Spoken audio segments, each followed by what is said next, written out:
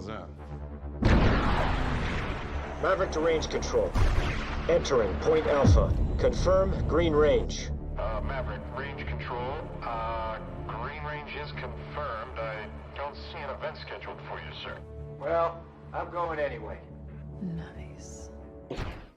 Hello everybody, welcome to Hollywood Backstories, and I'm AWA Allen, and today we're going to talk about Top Gun Maverick and how it is that Maverick possibly stole that F-18 Super Hornet. So let me start off by saying something that's probably going to sound contradictory or odd. It's easier, believe it or not, for ground maintenance personnel to steal an aircraft than it would be for a pilot.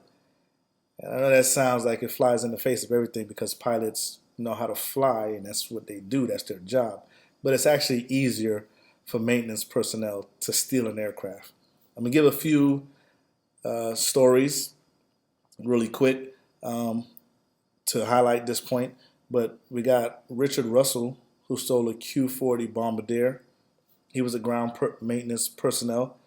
He stole the aircraft, took off. He started the engines, took off, flew around, and then he even did a barrel roll.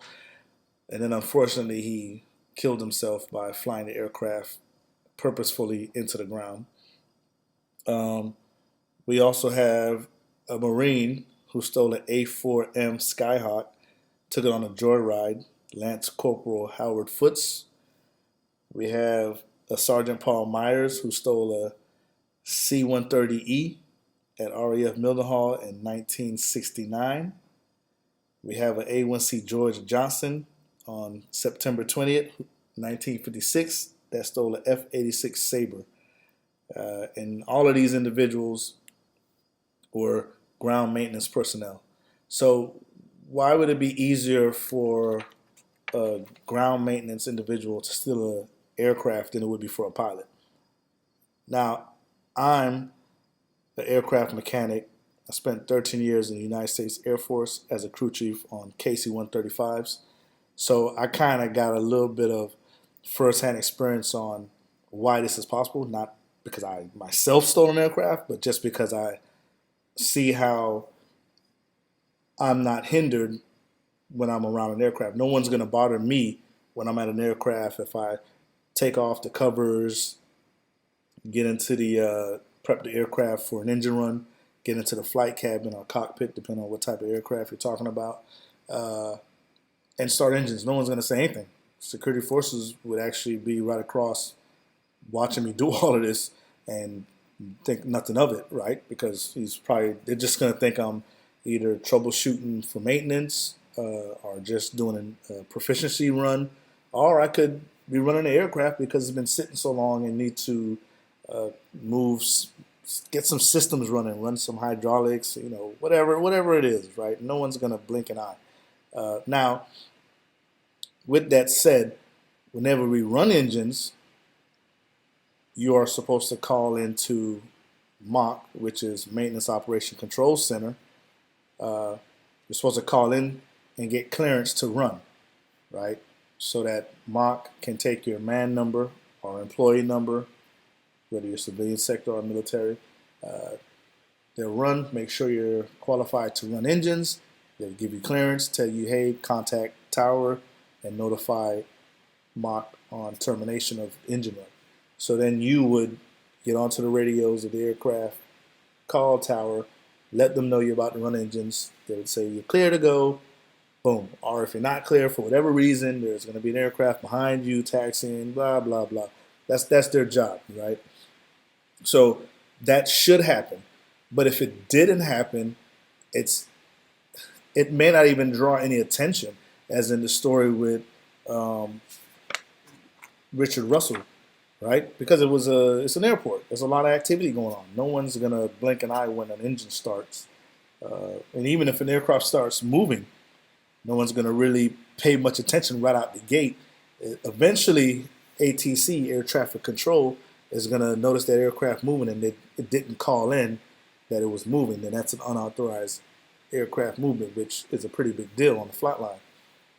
But So why is it that a pilot couldn't do that same thing? Well, for a few reasons. So because with the movie, right, one of the main things of that scene was that Maverick flew the range in under 2 minutes and 15 seconds, which is 15 seconds faster than he required of his students, which none of the students were able to accomplish this task. So the first thing I want to start with, well, before I start with that, let me get to the point of why it's difficult for a pilot to steal an aircraft. Is that which aircraft would the pilot take? Right? Not every aircraft that's sitting on the flight line is prepped to flight, is pre-flighted, ready to go, ready for the mission, ready for the sortie. So he would have to know which aircraft is fueled and ready to go. We saw him drop ordnance, inert, but he still dropped. And inert means not live munitions that would be used in combat. Inert is usually used in training. So he dropped rounds, 2 rounds. So okay, so we know he had to pull the pins, right? Which is easy because you just pull whatever streamer you see hanging, pull it, pull it, pull it. Fine, that's a pilot can do that. He can pull his own chocks. That's fine too. But then once he gets up onto the aircraft, who's going to stow his ladder? Because he can't stow his own ladder because that ladder on the F-18 is connected to the aircraft. It's you lift it and you put it in and you lock it. It's a panel. So how would he do that from inside the aircraft before he closes the canopy? It's virtually impossible for him to do that. Now, if he was just stealing the aircraft just to steal it, fine. He could just steal it with the ladder hanging and take off, and it would be dangling in the wind until it breaks off, which it would probably go down the intake of one of his engines and probably shell the engine out, thus leaving him with one engine. And we know that's not something that he would want because he's trying to fly this range in under 2 minutes and 15 seconds. So he doesn't need anything dangling to add more drag, and he doesn't need a panel ripped off, which would also increase drag. Now, it's not going to slow the aircraft down by that much, but it would be enough to slow him down, and bearing the fact that the ladder could go into the intake. That's probably the most important part. So he can't have that. So, okay, but then he could get into the aircraft, and that aircraft could have maintenance issues. It could be grounded. It could have comm nav. It could have guidance and control issues. It could have hydraulic failures. There could be, well, he would see if a panel's removed, so that you could see that. But still, now what does he do? There it is. His whole plan is canceled. Second, he needs his helmet. Pilots don't take their helmets home. Fighter pilots don't take their helmets home. It's left at the place that we call life support. And they maintain these helmets because these helmets have a lot of, some helmets have heads-up displays, just all kind of things going on, the airflow so that they can breathe. Because, they're pulling a lot of G's, they're flying at high altitudes, and so their helmet needs to be basically pre-flighted and ready to go for every mission. So he can't take that home. And if he does, someone's going to be accounting for that helmet at the end of the flying day. And they're going to say, well, we got a lost helmet. We need to find his helmet. So with all that said, how do I think Maverick stole that F-18? Well, first, like I said, I don't think he did it alone. He couldn't do it alone. He can't. Right? But it's okay because it's believable that Maverick probably has a lot of friends on the flight line, just like most pilots. Most pilots they generally have a working relationship with maintainers and ground crews. As we see with him and Honda, they have a good bond. So it's quite possible that Hondo helped him. So even though Hondo kind of sits up when he calls in to range control, but that could just be more of a look of, okay, here we go.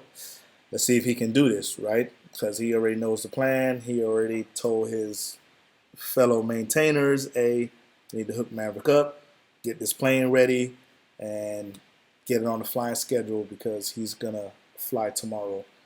And that's more likely what happened, because the commander probably not going to know about that, because maintenance and operations, we call them ops, usually two separate sides of the house. So what maintenance is doing, ops is not fully aware of, right? So they could be generating jets that's ready to go, and they just don't tell ops. Only Maverick knows. So the commander doesn't think anybody's going to fly. This triggers some other questions. How active is that runway? How active is that base that they're training at? I don't know, because in that meeting with the commander, you see all the air crews are sitting in front of him, right? And he's telling them that now the mission is 4 minutes. The parameters are 4 minutes instead of 2 minutes and 30 seconds. So now air traffic control, ATC, would probably have more visibility on an aircraft moving, because no aircraft should be moving, right? They have the flight schedule well in advance, so why would an aircraft engine even start? That's going to raise a lot of attention. And why is it taxiing with a closed canopy? Somebody's going to start to scramble and ring alarms.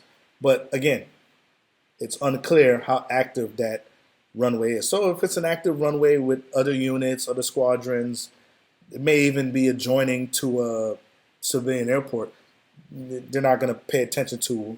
They may not be aware that an F-18 has started up and is taxiing, depending on the location of that tower. But eventually, that tower is going to see that F-18, and they're going to start to panic, start to call production, and they're going to want to talk to somebody in maintenance or ops, or somebody in ops, to figure out why is an aircraft moving, because it's not responding to tower. He's completely ignoring us, because I would imagine Maverick's not going to communicate, right? Because it appears his first line of communication with range control, which I believe is tower, was once he was getting to the range, right? Maverick to range control. Entering Point Alpha. Confirm green range. Maverick, range control. Green range is confirmed. I don't see an event scheduled for you, sir. Right. So, yes, that's how I believe he stole that F-18. I don't think he did it alone, because someone has to stow that ladder. That is the key giveaway. Someone has to stow that ladder. Otherwise, it'll break off and go into the intake. So, yeah, I believe Hondo and Maverick, they hatched this plan out and got that rolling. It's a very brilliant scene. I love it. It's a little bit questionable, but it's a very brilliant payoff, because none of the other pilots could fly the range in under 2 minutes and 30 seconds. And here Maverick, he's now flying it in under 2 minutes and 15 seconds, which is pretty amazing. So, yes. And as always, click subscribe and hit that like button, and hit the notification bell to be alerted to any new videos that I put out. And if you have any suggestions for any new videos that I should do, any TV shows, any movies that you'd want me to talk about, a backstory that wasn't explained, or a plot hole that you saw, please leave it in the comments down below.